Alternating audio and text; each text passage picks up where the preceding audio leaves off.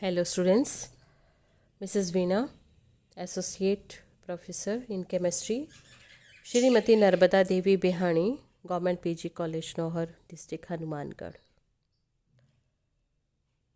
BSc first year में alkenes के अंतर्गत आज की इस ई क्लास का टॉपिक रहेगा substitutions of allylic and vinylic hydrogens in alkenes.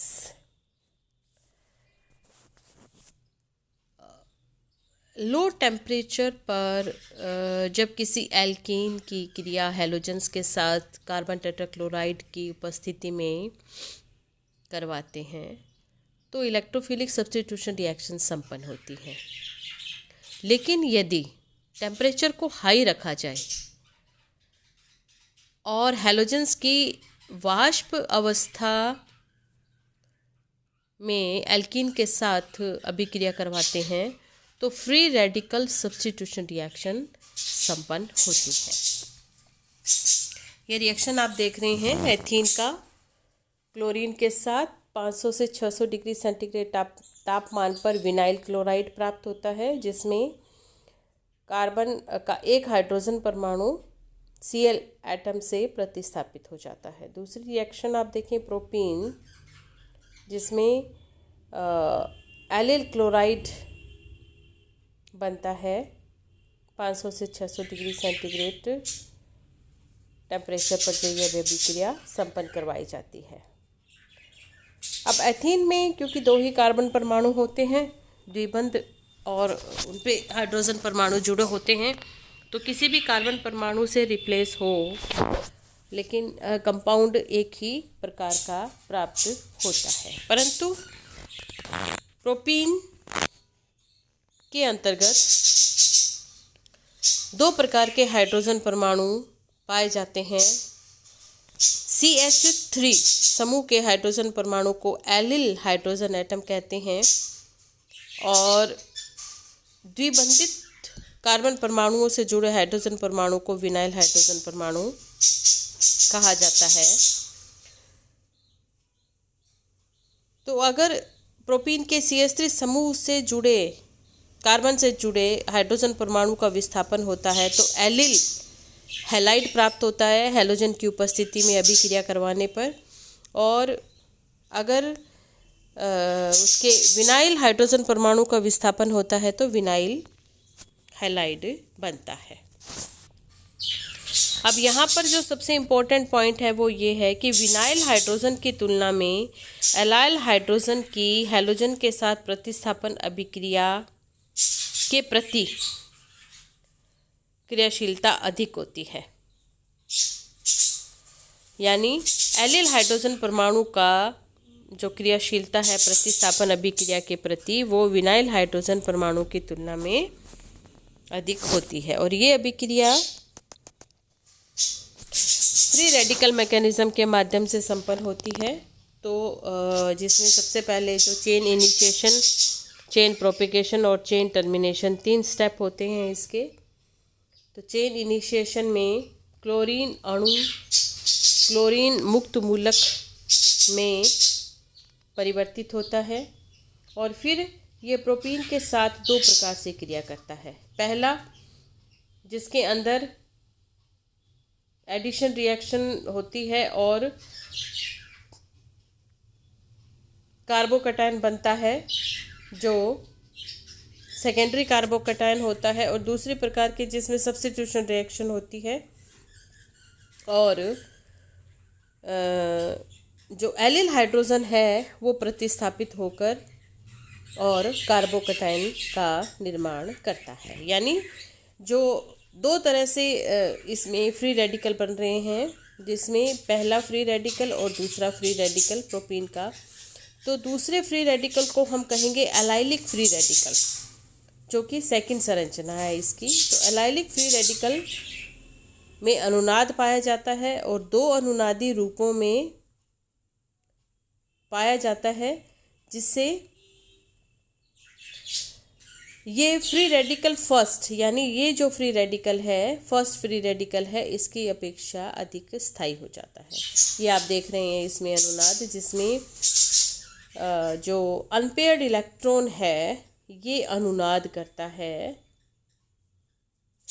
एक कार्बन से दूसरे कार्बन की ओर, और इस प्रकार से दो अनुनादी संरचनाएं यहाँ पे प्राप्त होती हैं। अब यहाँ जो फ्री रेडिकल प्राप्त होता है, जो स्ट्रक्चर फर्स्ट है, वो अस्थायी होने के कारण उच्च ताप पर पुनः प्रोपीन में ही परिवर्तित हो जाती है। इस प्रकार से इसमें,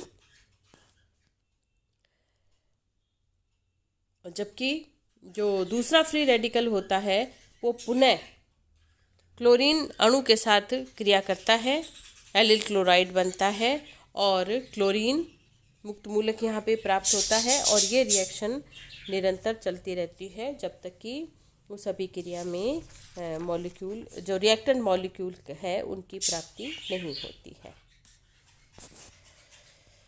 अब प्रोपीन की, यानी जो एलिल हाइड्रोजन परमाणु हैं, उनका ब्रोमीनीकरण करवाने के लिए भी एक विशेष अभिकर्मक का उपयोग किया जाता है, वो है एन ब्रोमोसक्सिनेमाइड। एन ब्रोमोसक्सिनेमाइड, जिसको कैपिटल NBS भी कहा जाता है, कैपिटल लेटर्स में लिखे जाते हैं। ये आप देख रहे हैं यहाँ पे स्ट्रक्चर, जिनके माध्यम से एलिल स्थिति पर हाइड्रोजन परमाणुओं का प्रतिस्थापन बहुत ही सहजता के साथ संपन्न हो जाता है। नेक्स्ट टॉपिक है इसमें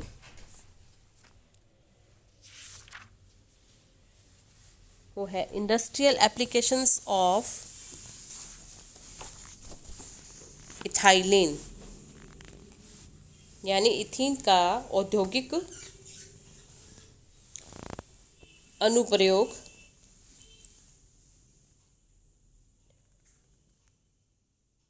इथाइलिन से कई ऐसे प्रोडक्ट का निर्माण होता है जो हमारे डेली लाइफ के अंदर बहुत ही उपयोगी होते हैं। विशेषकर इसके जो पॉलीमर प्रोडक्ट्स बनते हैं, उनसे कई तरह के आइटम्स का निर्माण किया जाता है। सबसे पहले पॉलीमर पॉलीइथीन, इथाइलिन के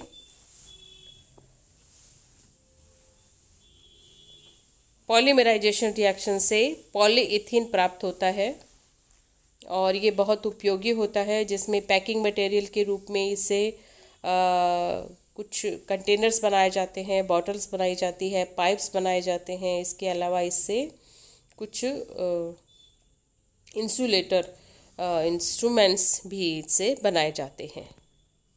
नेक्स्ट आता है polymer polyvinyl chloride PVC। Vinyl chloride के पॉलीमराइजेशन से पॉलीविनाइल क्लोराइड एक पॉलीमर प्राप्त होता है। ये भी बहुत उपयोगी है, जिससे बरसाती कोट, हैंडबैग्स, टॉयज़, इसके अलावा पर्दों के कपड़े आदि बनाने में इसका उपयोग किया जाता है। नेक्स्ट पॉलीमर है इसमें पॉलीस्टाइरीन।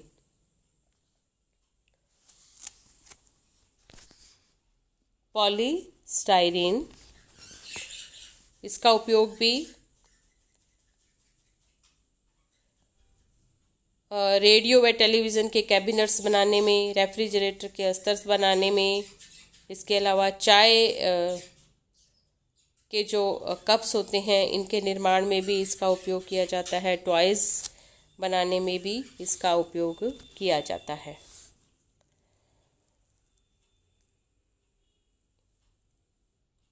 इथाइलिन से एथेनॉल का निर्माण, जो कि कई महत्वपूर्ण रासायनिक अभिक्रियाओं में विलायक के रूप में उपयोग होता है। इथाइल एसीटेट के निर्माण में एक बहुत महत्वपूर्ण उपयोग है इथाइलिन का, वो है ट्राइक्लोरोइथीन, जिसका औद्योगिक नाम वेस्ट्रोसोल सॉल औद्योगिक नाम से जिसे जाना जाता है, और ये एक अध्रुवीय विलायक नॉन पोलर सोलवेंट के साथ साथ ड्राई क्लीनिंग में भी इस प्रोडक्ट को काम में लिया जाता है। नेक्स्ट है टेट्राक्लोरोइथाइलिन, जो इथीन से प्राप्त होता है। परक्लीन के नाम से भी इसे जाना जाता है, जो ड्राई क्लीनिंग सोलवेंट के रूप में ड्राई क्लीनिंग रेजेंट के रूप में इसे काम में लिया जाता है। शू पॉलिश में के निर्माण में भी इसका उपयोग किया जाता है। फिर है इथाइलिन ग्लाइकॉल प्राप्त होते हैं हाइड्रॉक्सिलेशन मेथड के द्वारा। इथाइलिन के हाइड्रॉक्सिलेशन से इथाइलिन ग्लाइकॉल, जिसे ऑटोमोबाइल्स के रेडिएटर्स में एंटीफ्रीज के रूप में इसे काम में लिया जाता है। इसके अतिरिक्त कच्चे फलों को पकाने में इथाइलिन गैस का भी प्रयोग किया जाता है। तो ये कुछ थे एथीन के औद्योगिक अनुप्रयोग। इसी प्रकार से प्रोपीन के कुछ औद्योगिक अनुप्रयोग।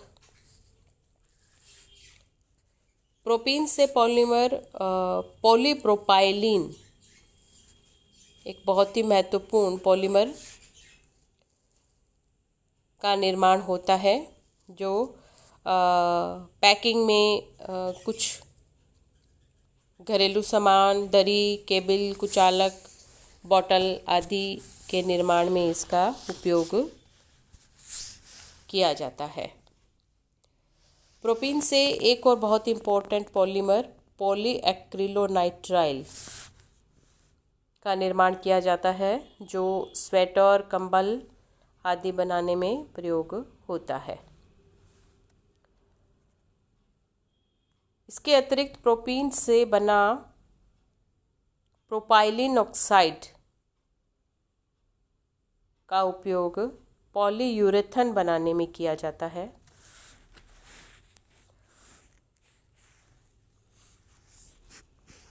प्रोपीन से ग्लिसरॉल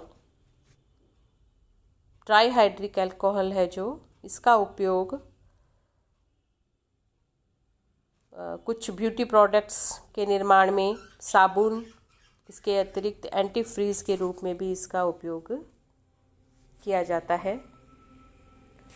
प्रोपीन की बेंजीन से क्रिया करवाने पर एक क्यूमीन का निर्माण होता है, जो एसीटोन व फिनॉल के औद्योगिक उत्पादन में जिसका प्रयोग किया जाता है।